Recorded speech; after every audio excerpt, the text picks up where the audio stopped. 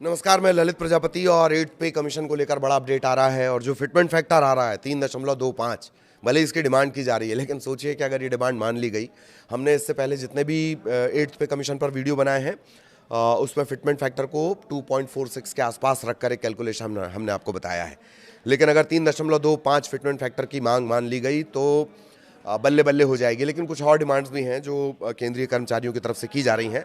तो fitment factor 3.25 और इसके अलावा 5 और कौन सी वो बड़ी मांगे हैं, इन पर थोड़ी चर्चा कर ली जाए। आपको इसकी जानकारी देते हैं। इसका एक बड़ा अपडेट आया है, बैठक एक होने वाली है। 5 बड़ी डिमांड्स वो क्या हैं और सीधा असर, चूँकि हमने आपको पहले भी बताया कि करीब करीब 69 लाख के आसपास, मोटा मोटी संख्या मैं आपको बता रहा हूँ, पेंशनर्स हैं, सेंट्रल गवर्नमेंट के पेंशनर्स हैं, वो इसका इंतज़ार कर रहे हैं। और 50 लाख के आसपास कर्मचारी हैं, केंद्रीय कर्मचारी, जिन्हें इस बात का इंतजार है कि 8th पे कमीशन का होने क्या जा रहा है।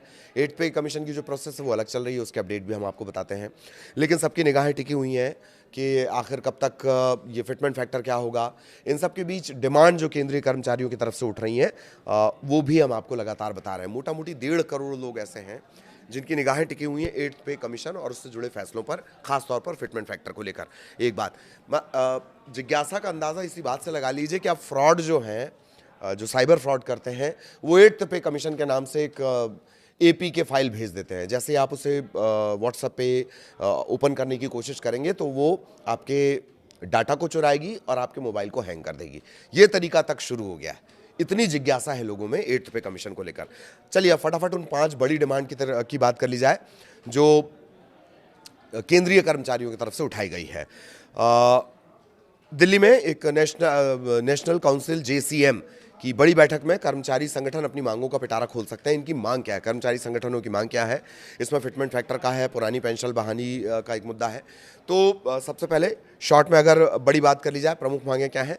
एक, फिटमेंट फैक्टर में वृद्धि की जाए, सालाना इंक्रीमेंट में बढ़ोतरी की जाए, फिक्स्ड मेडिकल अलाउंस दिया जाए और फैमिली यूनिट का विस्तार किया जाए। मतलब 3 की आप फैमिली मान रहे हैं, उसे 5 की मान लीजिए। इसको मैं अभी विस्तार से भी बताऊंगा आपको।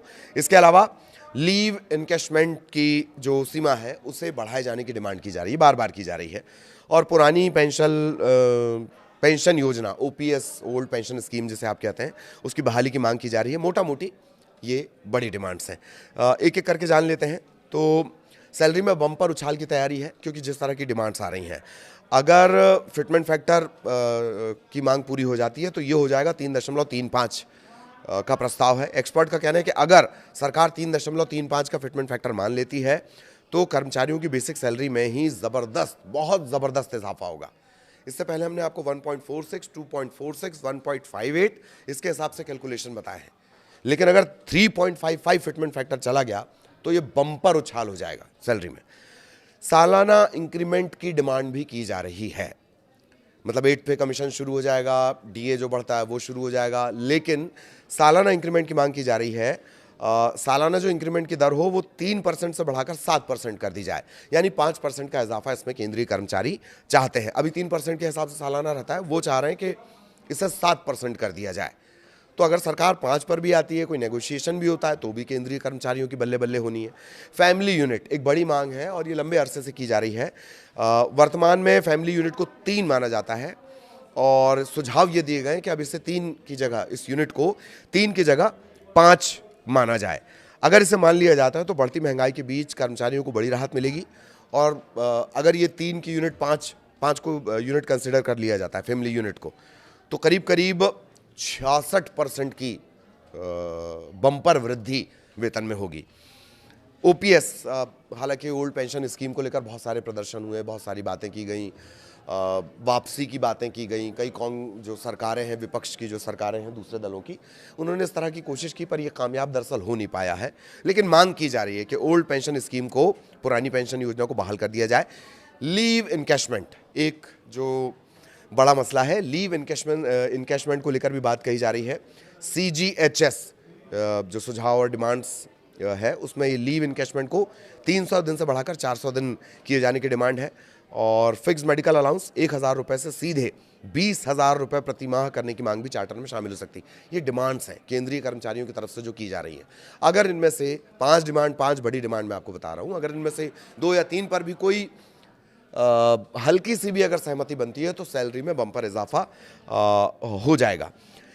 प्रमोशन की मांग की जा सकती है। 30 साल की सेवा में कम से कम 5 गारंटीड प्रमोशन दिए जाएं। लीव, ट्रैवल, कैंसेशन को कैश के रूप में दिए जाने की सुविधा की भी बात की जा रही है। और डीए को लेकर हमने आपको बताया है कि डीए होली से पहले ऐसा माना जा रहा था।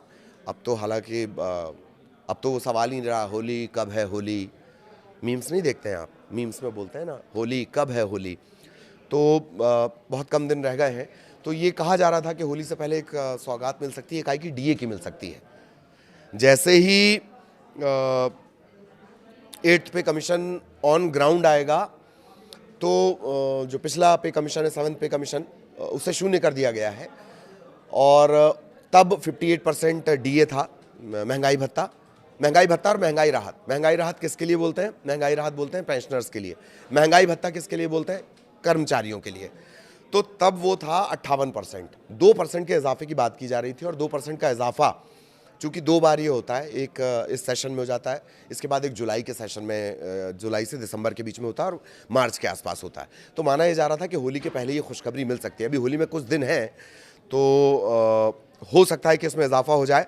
58 से बढ़कर ही 60% हो सकता है। 7th पे कमीशन के लागू होते होते, मतलब उसे ज़ीरो किए जाने से पहले, उसे बंद खत्म किए जाने से पहले तक 58% का डीए हो चुका था। 2% की सभी को उम्मीद है 2% का इसमें इजाफा होगा। 4 मार्च को होली है। चर्चा जोरों पर है कि क्या त्यौहार से पहले खुशियों का पिटारा खुलेगा तो आप होली पर दिवाली, केंद्रीय कर्मचारी या पेंशनर्स जो हैं वो होली पर दिवाली मना पाएंगे। तो 5 सालों का जो डीए रिवीजन का ट्रेंड है और डीए में जो बढ़ोतरी हुई है, तो मोटा मोटी ये माना जा रहा है कि 58% जो महंगाई भत्ता था वो 60% के आसपास हो सकता है। एक बात और, इस बीच एक जो बड़ा अपडेट आया है, दिसंबर 2025 के लिए all India consumer price index AICPI ये 148.2 पर रहा है। ये जो AICPI होता है, यही फैक्टर इंपॉर्टेंट होता है महंगाई भत्ता बढ़ाने के लिए। ये 148.2 रहा है, कब का? दिसंबर 2025 का। तो अगर 2% इजाफा होता है तो 58 से पढ़कर 60% पहुंच जाएगा। तो उम्मीद है कि होली से पहले इसका ऐलान होगा। 5 सालों का रिकॉर्ड देखें तो होली के शुरुआत, जब भी होली मार्च के शुरुआती दिनों में पड़ी है, सरकार ने इसका ऐलान त्यौहार के बाद ही किया है। तो देखते हैं वो ट्रेंड टूटता है, होली एकदम दिवाली टाइप की होती है, नहीं होती है। पर ये EPFO से जुड़े बड़े अपडेट हमने आप तक पहुंचा दिए हैं। आगे भी EPFO से जुड़ा अपडेट आप तक पहुंचाएंगे। नमस्कार। 4 मार्च को होली है। चर्चा जोरों पर है कि क्या त्यौहार से पहले खुशियों का पिटारा खुलेगा तो आप होली पर दिवाली, केंद्रीय कर्मचारी या पेंशनर्स जो हैं वो होली पर दिवाली मना पाएंगे। तो 5 सालों का जो डीए रिवीजन का ट्रेंड है और डीए में जो बढ़ोतरी हुई है, तो मोटा मोटी ये माना जा रहा है कि 58% जो महंगाई भत्ता था वो 60% के आसपास हो सकता है। एक बात और, इस बीच एक जो बड़ा अपडेट आया है, दिसंबर 2025 के लिए all India consumer price index AICPI ये 148.2 पर रहा है। ये जो AICPI होता है, यही फैक्टर इंपॉर्टेंट होता है महंगाई भत्ता बढ़ाने के लिए। ये 148.2 रहा है, कब का? दिसंबर 2025 का। तो अगर 2% इजाफा होता है तो 58 से पढ़कर 60% पहुंच जाएगा।